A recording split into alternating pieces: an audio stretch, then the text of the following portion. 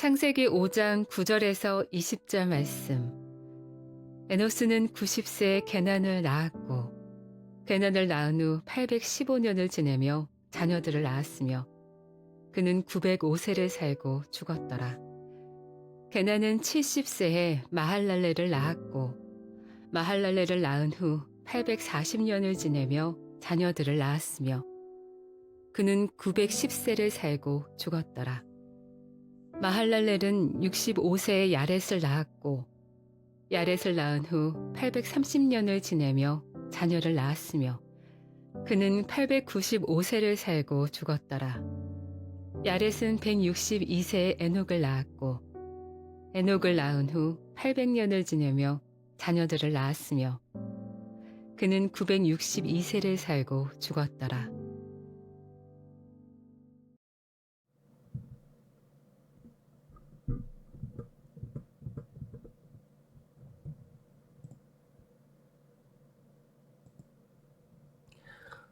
샬롬. 오늘도 하나님의 말씀으로 하루를 시작하신 여러분들에게 하나님의 은혜와 평강이 충만하게 넘치시기를 간절히 축복합니다. 우리 2025년 1월 14일 화요일 우리 창세기 5장 9절에서 20절 말씀을 가지고 하나님의 축복과 저주의 확실성이라는 제목을 함께 말씀 나누도록 하겠습니다.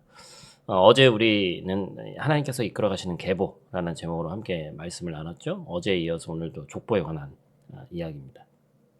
하나님의 형상을 입었지만 하나님 앞에 자격이 없어지는 우리를 여전히 하나님의 형상으로 여겨주시면서 그리고 그 계보를, 믿음의 계보를 이어가게 하시는 그 모습을 우리가 함께 나눴죠. 그래서 우리는 장차 오실 여자의 후손, 예수님, 예수 그리스도의 메시아에 대한 얘기를 또 뒤에서도 하겠습니다만 하나님께서 이끌어 가시는 그 의의 계보를 함께 살펴봤습니다.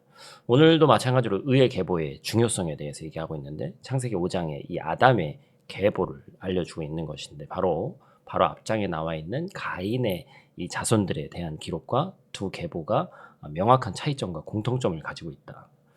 명확한 차이점은 바로 하나님 앞에 나서는 자세에서 시작하는 것이고 분명한 공통점은 모든 인류는 어떻게 되죠? 죽는다라는 것입니다. 오늘은 이어지는 말씀 속에서 이 두 가지의 적용점을 또 한번 찾아보려고 하는데 이 아침에 저와 여러분들 큰 은혜 나누는 귀하고 복된 시간이기를 축복합니다. 첫 번째로 우리가 기억해야 될 것은 하나님께서는 아담의 족보에 의미를 담아두셨다라는 것입니다. 오늘 우리가 함께 나눌 이 아담의 계보는 대홍수 이전의 족장 5명에 대한 기록이죠.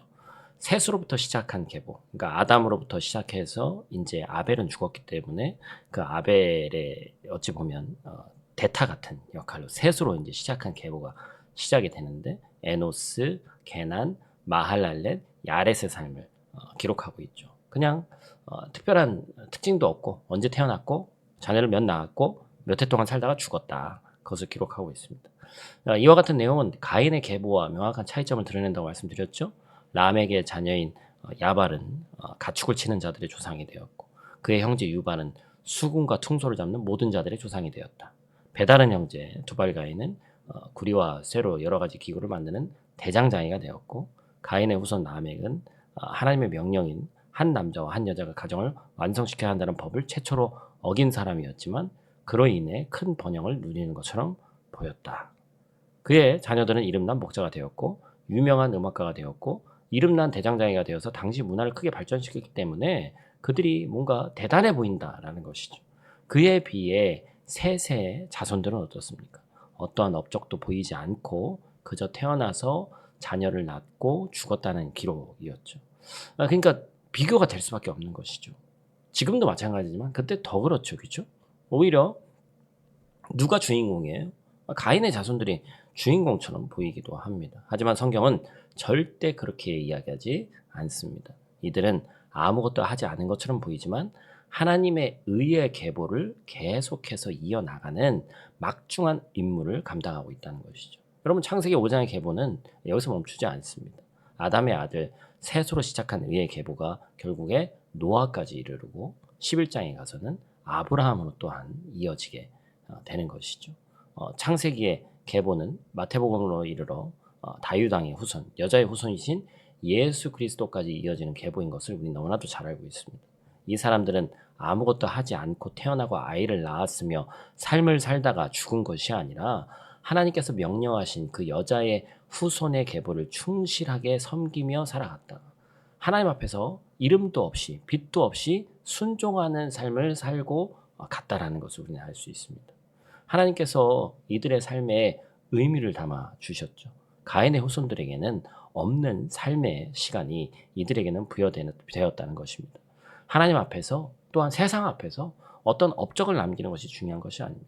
한 시대를 변화시킬 변혁이 중요한 것이 아닙니다. 천년을 하루를 천년같이 여기시는 하나님 앞에서 중요한 것들은 그 자녀들이 다시 살아나는 일을 가장 의미 있고 중요하게 여기신다는 것이죠. 당대 유명한 대장장이었던 가인의 후손 이 두발 가인은 언제 태어났고 언제 죽었는지 알 수 없습니다. 바로 의미 없는 삶이었다는 것이죠. 이사야 40장 8절 말씀입니다. 우리가 너무나도 잘 알고 있는 말씀이죠. 같이 읽습니다. 풀은 마르고 꽃은 시드나 우리 하나님의 말씀은 영원히 서리라 하라. 아멘. 가인의 후손들에 비해 보잘것없어 보이지만 하나님께서는 의의 계보로 살아가는 모든 사람들에게 하나님의 말씀으로 또한 하나님께서 의미를 담아 주셨습니다. 이름 없이 빛도 없이 살아간 그들의 삶을 통해 예수 그리스도를 예비해 주셨기 때문입니다. 이 귀한 말씀 꼭 기억하시는 오늘 아침 되시기를 간절히 축복합니다. 두 번째로 기억할 것은 하나님의 말씀은 반드시 이루어진다라는 것입니다. 많은 사람들이 이와 같이 계보를 보면서 느끼는 것이 있죠. 바로 그들이 살아갔던 삶의 기간입니다. 의학이 아무리 발전하고 뛰어난 기술이 생겨난다 한들 지금 현생 인류는 100세를 뛰어넘어 살기가 쉽지 않죠. 그러나 최초의 인간 아담은 무려 930세를 살았습니다. 가장 적은 시간에 산 사람이 야렛으로 895세를 살았어요. 여러분 여기서 우리는 두 가지를 보게 되죠. 하나님께서 창조하신 사람은 상당히 뛰어난 능력을 가졌다라는 것이죠. 900세가 넘게 산다는 것은 생각보다 놀라운 일입니다. 한국 사람들의 평균 시력이 1.0인데 과장되었다고 얘기는 합니다만 몽골 사람들의 이제 이 초원에 사는 사람들이 시력이 6.0까지 나간다 뭐 그런 얘기를 본 기억이 있어요. 실제적으로는 인간이 3.0, 4.0이 넘기가 쉽지 않다고 얘기를 합니다. 그만큼 한국 사람에 비해 몽골 사람들이 옛날 초원에 살던 사람들이 지금도 초원에서 일하는 사람들이 더 먼 거리를 볼 수 있다는 것이죠. 과거에는 근력도 지금보다 뛰어났고 모든 신체적 능력이 자연에서 살면서 더 탁월했을 것이라는 거예요. 그리고서 이때 당시에 900년을 살았다, 거의 1000년을 살았다는 얘기는 더 우리가 생각하는 것보다 그 신체적 능력이 더 탁월했다라는 것을 우리가 알 수 있죠. 하나님께서 사람을 얼마나 소중하게 창조하시는지를 알 수 있습니다. 이와 같은 신체를 주시고 모든 것을 주셨지만 우리는 그 모든 권리를 죄로 인해 버린 것이 되었죠. 그런데 더 중요한 것은 1000년을 살아갈 육체가 있다 하더라도 이 모든 사람들이 마침내 결국은 죽었다라는 것으로 계보는 이어지고 있습니다. 하나님의 말씀은 절대로 땅에 떨어지지 않습니다. 창세기 2장 17절 말씀이죠. 같이 읽습니다. 선악을 알게 하는 나무의 열매는 먹지 말라. 내가 먹는 날에는 반드시 죽으리라 하시니라. 그 말씀이 성취되었습니다. 모든 인류는 정령 죽게 되었습니다. 아담은 가인에 의해 자신의 아들 아벨의 죽음을 먼저 보았습니다. 그뿐 아니라 가인의 후손이 사람을 죽이는 것을 바라보면서 하나님의 말씀이 정녕 이루어지고 있음을 깨달았을 것입니다. 그리고 아담 자신도 노아의 아버지 람에게 태어나는 것을 보고 죽음을 맞이했습니다. 말씀을 정리합니다. 사랑하는 성도 여러분, 하나님의 말씀은 반드시 이루어진다는 사실을 기억하시기 바랍니다. 정령 죽으리라는 그 말씀의 영향력은 지금 우리에게도 동일하게 이어지고 있잖아요.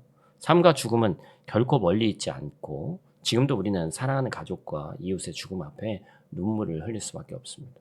그러나 하나님께서는 절망에 빠진 우리에게 예수 그리스도를 주셨습니다.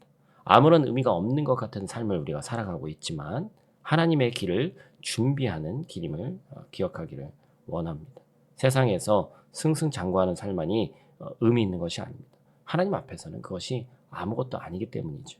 하나님께서는 하나님과 동행하는 우리의 삶이야말로 귀하고 복되다 말씀해 주셨습니다. 세상과 구별되어 살아가는 우리의 삶이야말로 하나님께서 진정 기뻐하시는 일이고 무엇보다도 복되신 예수 그리스도가 오시는 축복의 통로가 된다는 사실을 잊지 않는 저와 여러분들 되시길 바랍니다. 그뿐 아니라 반드시 이루어지는 하나님의 말씀에 근거해서 다시 오실 예수 그리스도께서 새 하늘과 새 땅을 우리를 위해 준비하신다는 사실로 참 소망을 품고 오늘 하루도 하나님의 계보를 이어가는 삶을 묵묵히 살아가시기를 간절히 축복합니다.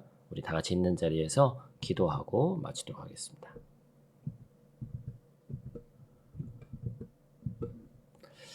사랑의 아버지 하나님, 의의 계보를 이어가며 묵묵히 순종했던 믿음의 사람 한 사람 한 사람 그 이름을 기억하게 하시니 감사를 드립니다. 그들의 삶을 통해 더 크신 하나님의 뜻이 이루어졌음을 우리가 보게 됩니다. 세상에서는 업적이 없고 기록되어 있지 않고 초라하게 보일지라도 하나님께서 생명책에 기록해 놓으셨고 하나님의 그들의 삶을 받으신 줄로 믿습니다. 또한 하나님께서 반드시 말씀하신 그 말씀이 이루어짐을 우리가 성경을 통해 누차 보게 됩니다. 하나님, 우리의 삶 속에서도 그 하나님의 특별히 축복의 말씀이 성취될 수 있도록 하나님 도와주시옵소서.